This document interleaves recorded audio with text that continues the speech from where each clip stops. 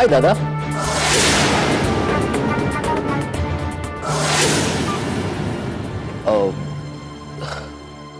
Juice प्यायला तर चालेल ना?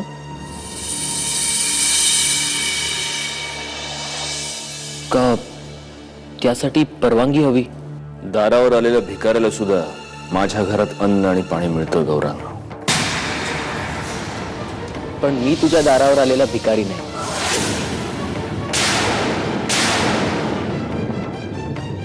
माझा हक्क या घरावर तुझ्या इतकाच. काय काय तुझा हक्क हक्क आहे माझा.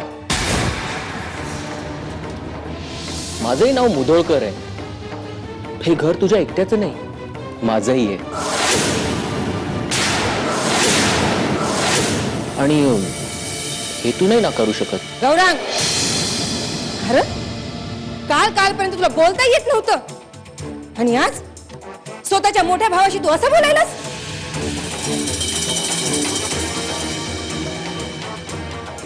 अरे लाज वाटते की नाही तुला? मोठा दादा आहे तुझा त्यो. का स्वतःच्या लहान भावाला आणि त्याच्या बायकोला घरातून बाहेर काढताना कुठे गेली होती ही लाज? गौरांग, तुम्ही सगळे मलाच का बोलताय? माझी काय चूक आहे? अरे माझ्याशी असं वागून दादाने चूक केली आहे. बरोबर आहे गौरांग, चूक माझी आहे. म्हणून मी हे घर सोडून जाणार नाही. आणि जर मला कोणी या घरातनं बाहेर काढायचा प्रयत्न केला तर कोर्ट जवळच आहे इथून.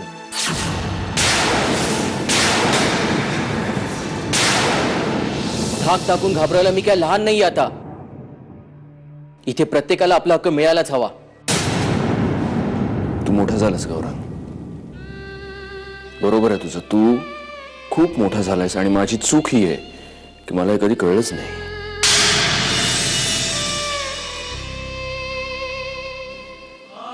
इतका शिकलास, ऑस्ट्रेलियाला जाऊन शिकलास. काय फी काय होती तुझ्या या कोर्सची? 20 लाख. 20 लाख. आणि कुठून आले हे 20 लाख? मीच दिले ना?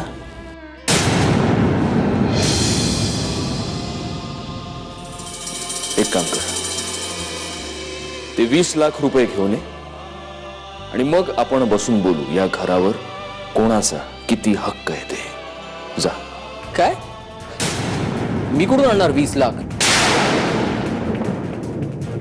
मला काय माहिती, तू आता मोठा झालास. हे बघ दादा, तू असं नाही करू शकत. गौरांग, आधी ते 20 लाख घेऊन ये आणि मग आपण बोलूया. चल.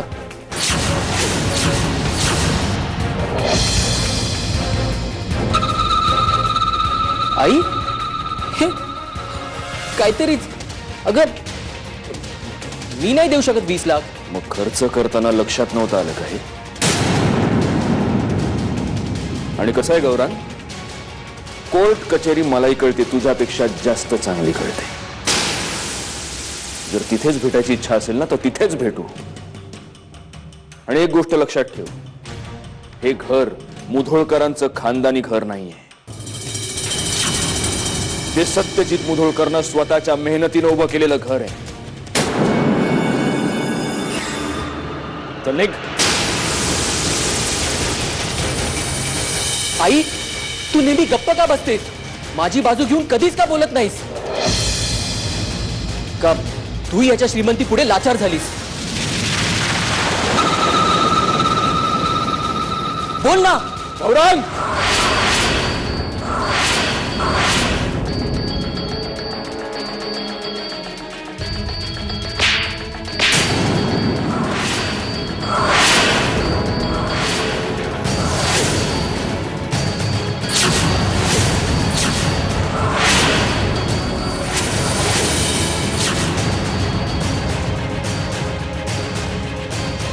निघ, नाही तर मी विसरून जाईन की तू याच आईचा मुलगा आहेस.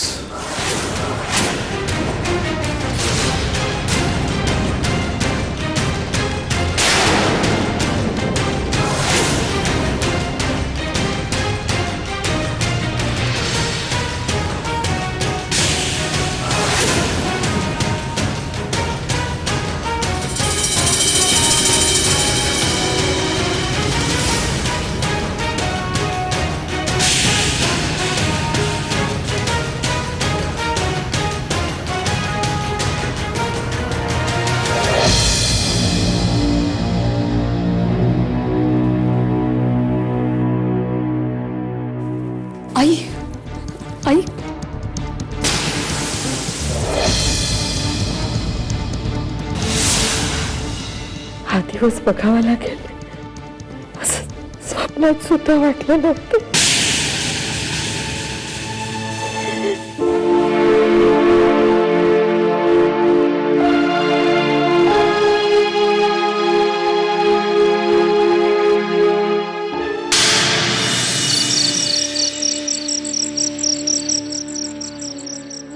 जर मला कोणी या घरातनं बाहेर काढायचा प्रयत्न केला तर कोट जवळच आहे इथून. थाक टाकून घाबरायला मी काय लहान नाहीये आता.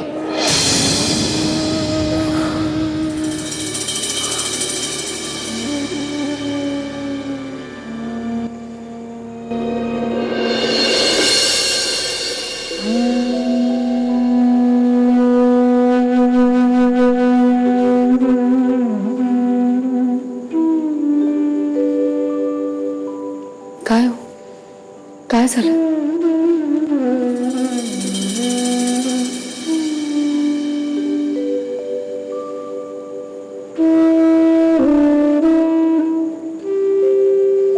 काय झालं? मला सापडत नाहीये. गौरांग माझ्याशी असं का वागला, माझं नेमकं काय चुकलं याचं कारण मला सापडत नाहीये. मंजिरी, आमच्या बापानं कर्ज करून ठेवलं म्हणून मी खूप लहान वयात मोठा झालो.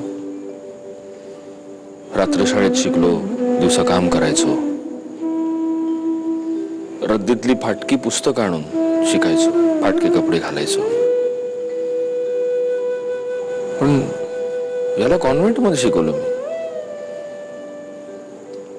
त्याला छान कपडे, छान युनिफॉर्म, नवीन दप्तर. का तर गौरांगला त्याच्या कॉन्व्हेंटच्या मित्रांसमोर लाज वाटायला नको म्हणून सगळं छान.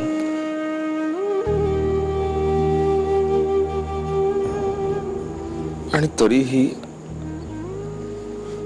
हे काय चूक झाली का माझी? हा, का वागतो तो असं? का? तुम्ही तुमचं कर्तव्य केलंय. मग ही चूक झाली का माझी मंजिरी? विश्वासघात बरीच माणसं करतात, पण विश्वासघात करणाऱ्यांच्या यादीत माझ्या सख्या धाकट्या भावाचंही नाव जोडलं जावं, गौरांगचं. अशी काय मोठी चूक झाली माझी? हा, हे बघा, मी यावर सोल्युशन तर नाही देऊ शकणार, पण बोला तुम्ही, तुम्हालाच हलकं वाटेल. काय बोलायचं काय? म्हणजे छोट्या छोट्या गोष्टी आहेत ग. गौरांगला बुटाची नाडी बांधता येत नाही, गौरांगला नवीन कपडे हवेत, गौरांगला नवीन दप्तर हवं, गौरांगला सायकल चालवायला शिकायची आहे, गौरांगला मित्रांबरोबर पैज लावायची आहे, गौरांगचं शाळेत कोणाशी तरी भांडण झालं,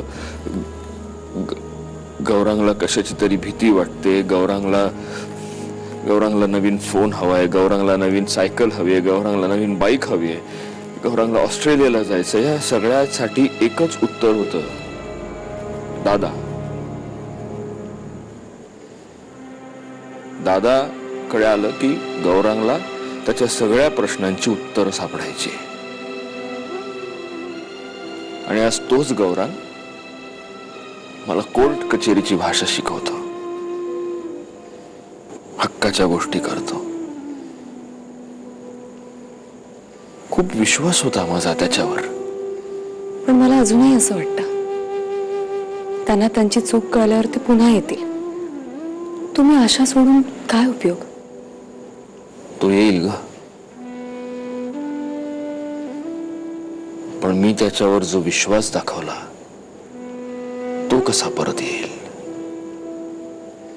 तो गेला, कायमचा गेला. तो आता परत नाही येणार. हे असं म्हणून कसं चालणार आहे? असंच असतं. विश्वास ही गोष्टच अशी असते. एकदा गेली की परत नाही येत. आता कोणाला काय सांगायला जाऊ मी आणि स्वतःची समजूत तरी काय घालू. नाही आता नाही शक्य. नाही शक्य. अहो तुम्ही नका करू एवढी काळजी. मी आहे ना तुमच्या सोबत.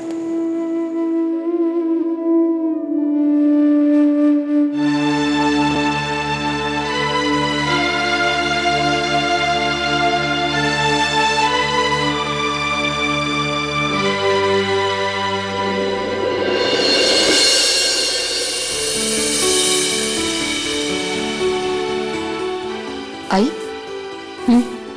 आई काही खाऊन घ्या ना. नको ग, मला इच्छा नाही आहे. नाही, अजिबात चालणार नाही. मावशी तुला थोडं खावं लागेल हा. नंतर तुला गोळ्या घ्यायच्या. आई अहो असं न खाल्ल्याने प्रॉब्लेम संपणार आहेत का?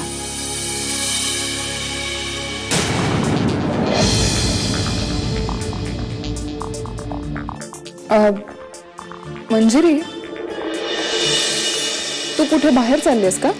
हो अगं मार्केटमध्ये जाऊन येते जरा. थोडी खरेदी करायची आहे ना. अच्छा. अगं मग प्रियाला घेऊन जा बरोबर. आई नको. अहो तुमच्यासोबत कोणीतरी हवं ना घरात. हो, आणि मावशी तसंही मला ना खूप काम आहेत. अगं हो, पण तुला कोल्हापुरातलं काही माहिती नाहीये. आई मी जाईन, तुम्ही नका काळजी करू. बर, लवकर ये.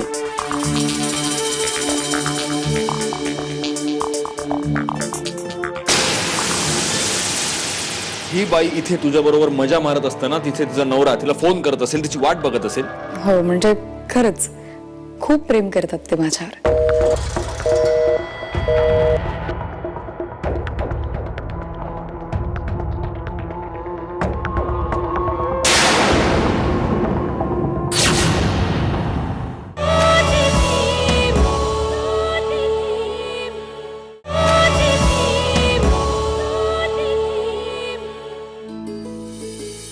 मंजिरी, श्वेता, अगं आई, कशी आहेस तू? मी मस्त. तू कशी आहेस? मी मस्त. केवढी बदलली आहेस तू. मग लग्न झालंय माझं आता. बरं तू इथे काय करतेस? आणि ते महत्वाचं नाहीये. मला सांग, तुझी शॉपिंग करून झाली? हो ऑलमोस्ट झाली आहे. आणि काही कामही नसेल आता? नाही अगं घरीच चालले होते. का? मग आता तू माझ्या घरी येणार आहेस? तुझ्या घरी? त्यानिमित्ताने घर बघशील ना. नाही श्वेता ऐक ना, एक काम कर, तू माझ्या घरी चल. मंजिरी, इथून जवळ माझं घर आहे, सो तू माझ्या घरी येतेस. कळतंय तुला? ऐक ना माझं ऐक. हे बघ मी आहे ना घरी सांगितलेलं नाहीये, मग ते उगाच काळजी करत बसतील ग म्हणून. मंजिरी अगं एवढं काय त्यात? म्हणजे एवढा काही फरक पडणार आहे का? अर्धा तास तुला उशीर झाला तर घरी भूकंप होणार आहे का तुझ्या? अगं नाही तसं नाही, पण काळजी नको करायला ना, त्यांनी उशीर झालाय खूप. मी काही ऐकणार नाहीये तुझं, कळतंय तुला? आत्ता तू यायचंस माझ्या घरी. अगं चल ना श्वेता, ऐक ना. प्लीज चल. मंजिरी, नाही, तुम्ही विश्वास ठेवा गुजरबाई, आम्ही तुम्हाला जमिनीचा योग्य तोच भाव देऊ. फॉर्मॅलिटीज ज्या असतील त्या पूर्ण करू आपण माझ्या ऑफिसवर. हो, मी असेन किंवा विहंग भोसले माझा पार्टनर. या बाय. या राजे या.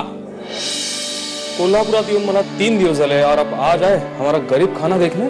तेच म्हटलं 3 दिवस झाले तरी विहंग अजून ऑफिसवर कसा नाही उगवला. ऑफिस? हा म्हणजे असंही काहीतरी असतं आपल्यात. ओ राईट. म्हटलं ऑफिस तर करायचं, ते आपल्याला कामं सुद्धा करायचे आहेत, पण त्याआधी जरा सेटिंग घराचं.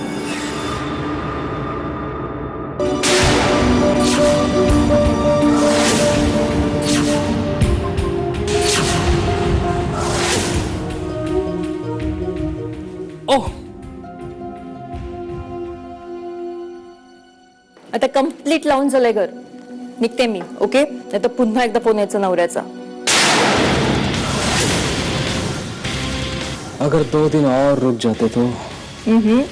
तुला वाटलं तर तुम्हाला कायमच ठेवून घेशील.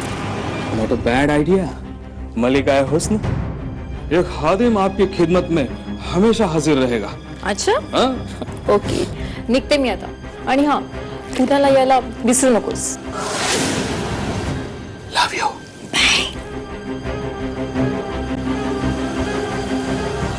बोला राजे. ओ सॉरी, ओळख करून द्यायची विसरलो. ती मॅरिड आहे. So what? अरे उलट हेच बरं असतं. नो कमिटमेंट, नो जबाबदारी, चिल. तिच्या नवऱ्याचं काय? कमाल सत्यजित. नाही सांग ना, तिच्या नवऱ्याचं काय? ही बाई इथे तुझ्या बरोबर मजा मारत असताना तिथे तुझा नवरा तिला फोन करत असेल, तिची वाट बघत असेल. त्याची काय चूक आहे सगळे? तिला तिच्या नवऱ्याची आणि तिच्या संसाराची पडलेली नाही, पण तुला अक्कल नाही. ही बाई आता तिच्या नवऱ्याच्या समोर जाऊन त्याच्या डोळ्यात डोळे घालून बघू शकणार आहे का व्यंग? राजे शांत व्हा, बसा, मी येतोच फ्रेश होऊन. प्लीज.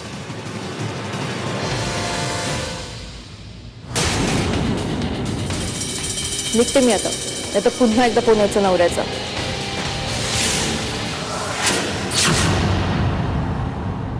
आई मंजिरी कुठे? मंजिरी खरेदीला गेली. गाडी कुठली नेली तिने? नाही, मला माहित नाही. माहित नाही म्हणजे तुला सांगून नाही गेली ती?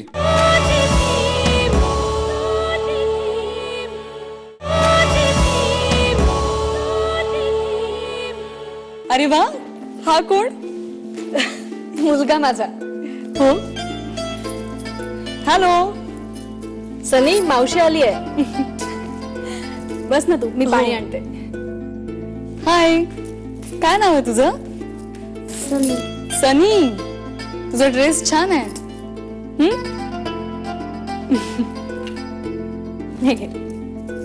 थँक्यू. बस ना. हो.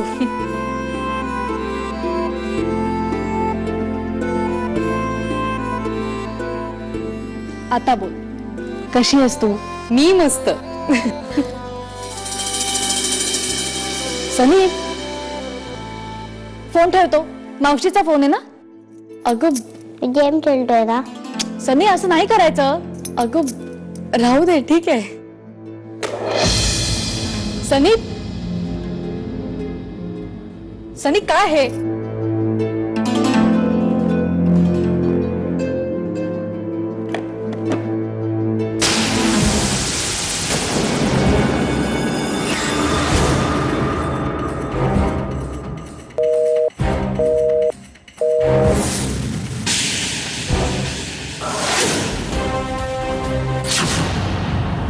बरं मॅडम, तुम्ही सांगा, कसा चालला तुमचा संसार? छान चाललाय.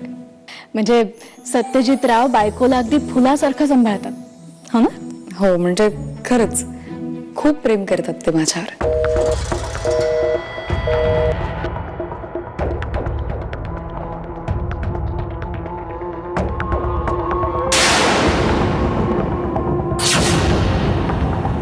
फायनली लग्नानंतर तुम्ही प्रेमात पडलात. हा, म्हणजे कसं कधी कळलं नाही मला, पण हो. असंच असतं ग, संसार म्हणजे असाच असतो.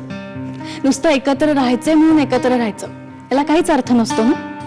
जे बघ ना, प्रेम नाही, आपुलकी नाही, एकमेकांबद्दलची ओढ नाही, हे काही नवरा बायकोंचं नातं नसतं. ते नुसतं पोकळ नातं असतं, बांबू सारखं पोकळ. बाहेरून अगदी छान दिसतं, नीट दिसतं, पण आतून काय असतं ते फक्त आपल्यालाच माहिती असतं. नाही, त्यांचं खरंच खूप प्रेम आहे माझ्यावर आणि विश्वास सुद्धा आहे.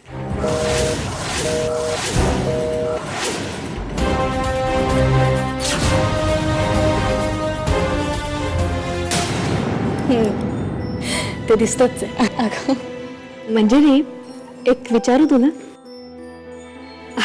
अगं म्हणजे मला वाटायचं, आणि मला म्हणजे अख्ख्या कॉलेजला असं वाटायचं की तू आणि आशिष, म्हणजे तू त्याच्याशीच लग्न करशील. असं जस्ट वाटायचं ग. काय झालं ग पुढे त्याचं?